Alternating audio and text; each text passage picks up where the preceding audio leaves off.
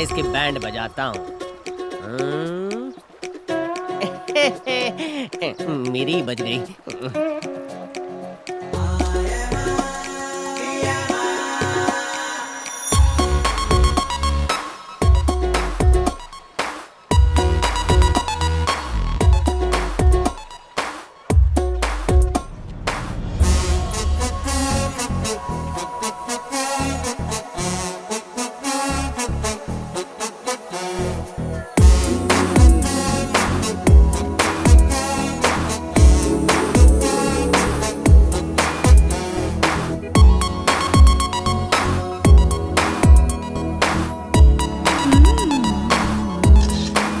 वहाँ नहीं यार, सेल्फी। ये पकड़ो। Excuse me. Hi. Hi.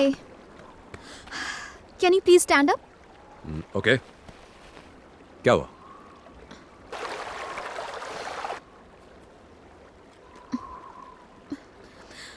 Harish. जानू। नंदिनी ने मारी एंट्री। घुमर चिक टाकर चिक, घुमर चिक टाकर चिक। ये ले पकड़ा भी आता हूँ। I am coming and coming.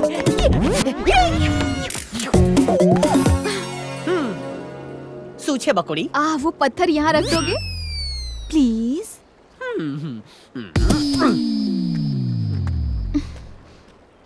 Nandu. हाँ, थैंक्स बोलने की जरूरत नहीं है। थैंक्स तो गैरों को कहा जाता है। हाँ, हम तो दिल वाले हैं। मरी गई। Wish me luck. हाँ, लक। हाँ। वंदे मातरम सुजलाम सुफलाम मलयज शीतलाम सस्य श्यामलाम मातरम वंदे मातरम वंदे मातरम। नंदिनी मेरी परमिशन के बिना पत्थर तक नहीं हिलाती। मैं भी एक देशभक्त हूँ, यकीन हो गया? तुम्हारी आवाज बहुत सुरीली है।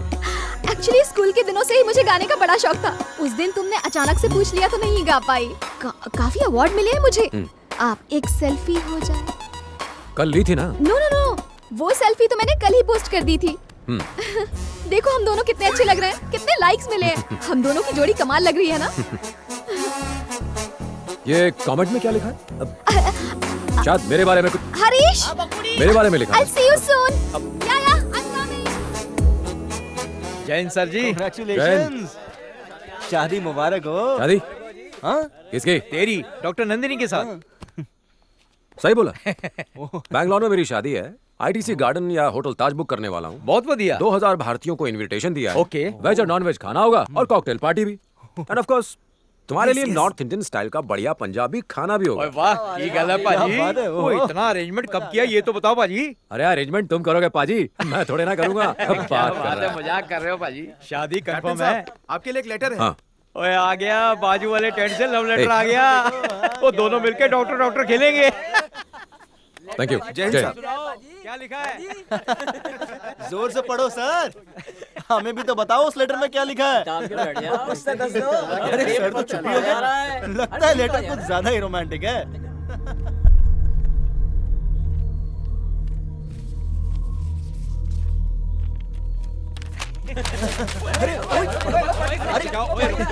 अरे जल्दी पढ़ क्या लिखा है? बता ना। रुक जाओ यार।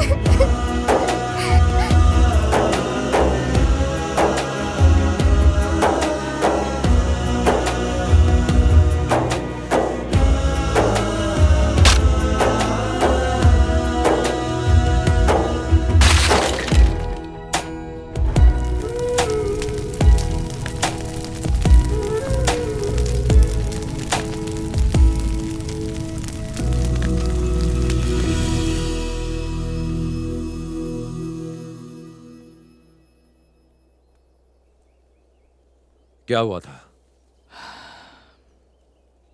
It's clear, he committed suicide. मेरे भाई की किसी के साथ दुश्मनी नहीं थी और ना ही वो कायर था कि वो खुदकुशी कर ले। क्या हुआ था? राम, मैं जानता हूं तुम दोनों कितने करीब थे। I understand. वो मेरी बहन का सुहाग था। इन्वेस्टिगेशन के दौरान मैं वहां मौजूद था। लेट्स बी प्रैक्टिकल राम, चीजों को और कॉम्प्लिकेटेड करने से क्या फायदा? भाई होने के नाते मुझे पूरा हक है यह जानने का कि मेरे बड़े भाई के साथ क्या हुआ था। प्रैक्टिकल होकर बात करूं तो मैं तुमसे रिक्वेस्ट नहीं कर रहा, पूछ रहा हूं, व्हाट हैपेंड? सर, हमारे पास कोर्ट का ऑर्डर है, हमें बिल्डिंग तोड़नी पड़ेगी। जो ऑफिसर हमसे पंगा लेता है वो आइंदा कभी दिखाई नहीं देता है। अगर तुम में से कोई मर्द का बच्चा है, किसी में दम है, तो गिराओ बिल्डिंग। हम नहीं गिराएंगे सर, लेकिन हमारे नए डीसी वो आपको छोड़ेंगे नहीं। कौन है वो जोकर? आपने सिर्फ पुलिस की वर्दी पर स्टार्स देखे होंगे, लेकिन इनकी किस्मत में स्टार्स है। अन्याय भी जिनसे कांपता है। न्याय के ऐसे महान देवता है वो।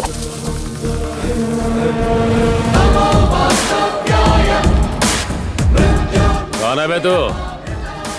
तुझे इंट्रोडक्शन देने की मुझे कोई जरूरत नहीं। तेरी इतनी औकात नहीं है कि तू मुझे जान सके। शायद तू ये नहीं जानता कि मैं कौन हूँ। तू वो गुंडा है जो जमीन हड़प कर उसी जमीन पर बिल्डिंगें बनाता है। ऐसी जगह ट्रांसफर करूंगा कि पीने का पानी भी नहीं मिलेगा। अगर हिम्मत है तो आगे बढ़।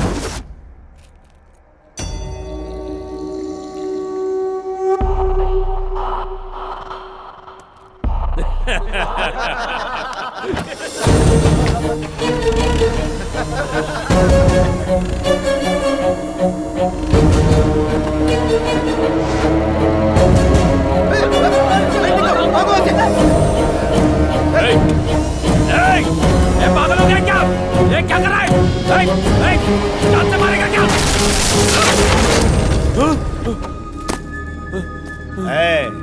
5 साल पावर में रहकर जब तुझमें इतना घमंड आ सकता है तो 158 साल पावरफुल पोस्ट में रहने वाले मुझ में कितना घमंड होगा। सुनो इंस्पेक्टर, गवर्नमेंट ऑफिसर्स की ड्यूटी में रुकावट और उन्हें धमकाने के जुर्म में इसे अंदर डालो। पागल हो गया है क्या? एक बार और सोच ले। सोचना तब पड़ता है जब गलत काम करना हो। सही काम करने के लिए सोचने की जरूरत नहीं पड़ती। मैं तुझे छोड़ूंगा नहीं। IAS ऑफिसर हूँ, कोई साधु नहीं। मुझसे पंगा लिया तो मार डालूंगा। ऑफिसर सर, बिल्डिंग डिमोलिश कर दो। Okay sir.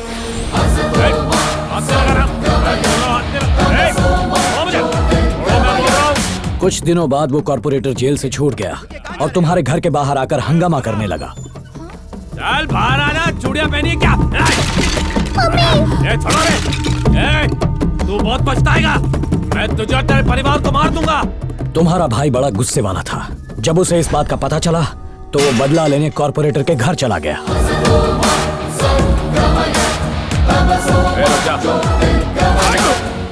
उसके सर पर खून सवार था। उसने कॉर्पोरेटर की गन से उसी को मार डाला। मर्डर केस में उसे अरेस्ट कर लिया गया। मैंने उसकी बेल करवाई और उसे घर ले आया। फिजूल की बात मत सोचो, तुम ज्यादा इमोशनल हो रहे हो। पूरा कमरा सबूतों से भरा है sir. What do you mean? Evidence number 1, भाई के पर्सनल कमरे के टेबल के बगल वाले पर्दे। आज भी मुझे उनमें से गांजे की बदबू आ रही थी। इसका मतलब उस कमरे में जो भी रहा होगा उसकी हाइट 6'2" या 6'3" रही होगी। एविडेंस नंबर 2, भाई के कमरे में रखा हुआ बीन बैग। उसमें ऐसा निशान तभी आता है जब कोई भारी या लंबा इंसान उस पर बैठा हो। इसका मतलब यह हुआ कि उस पर बैठने वाले इंसान का वजन लगभग 100 किलो होगा।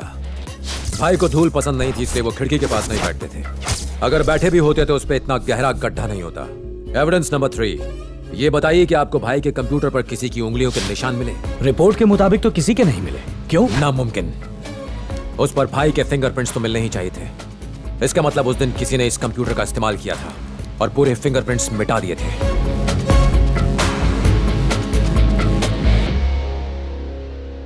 लास्ट एविडेंस है भाई के गले में लगा हुआ फंदा। आपने गांठ पर गौर किया? जिसने भी वो फंदा बांधा है वो लेफ्ट हैंडेड था, जबकि भाई राइट हैंडेड थे।